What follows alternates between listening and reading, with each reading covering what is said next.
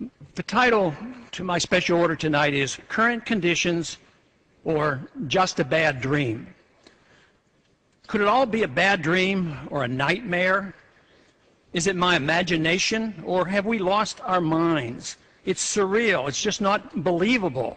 A grand absurdity, a great deception, a delusion of momentous proportions. Based on preposterous notions and on ideas whose time should never have come. Simplicity, grossly distorted and complicated. Insanity, passed off as logic. Grandiose schemes built on falsehoods with the morality of Ponzi and Madoff. Evil described as virtue. Ignorance pawned off as wisdom. Destruction and impoverishment in the name of humanitarianism. Violence, the tool of change. Preventive wars used as a road to peace.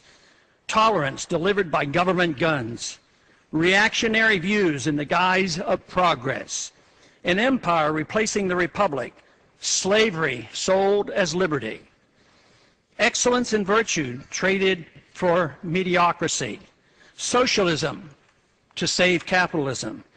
A government out of control. Unrestrained by the Constitution, the rule of law, or morality. Bickering over petty politics as into chaos. The philosophy that destroys us is not even defined. We have broken from reality, a psychotic nation. Ignorance with a pretense of knowledge replacing wisdom. Money does not grow on trees, nor does prosperity come from a government printing press or escalating deficits. We're now in the midst of unlimited spending of the people's money, exorbitant taxation, deficits of trillions of dollars spent on a failed welfare warfare system, an epidemic of cronyism, unlimited supplies of paper money equated with wealth, a central bank that deliberately destroys the value of the currency in secrecy, without restraint, without nary a whimper. Yet, cheered on by the pseudo-capitalists of Wall Street, the military-industrial complex, and Detroit. We police our world empire with troops on 700 bases and in 130 countries around the world. A dangerous war now spreads throughout the Middle East and Central Asia. Thousands of innocent people being killed as we become known as the torturers of the 21st century. We assume that by keeping the already known torture pictures from the public's eye, we will be remembered only as a generous and good people. If our enemies want to attack us only because we are free and rich, proof of torture would be irrelevant.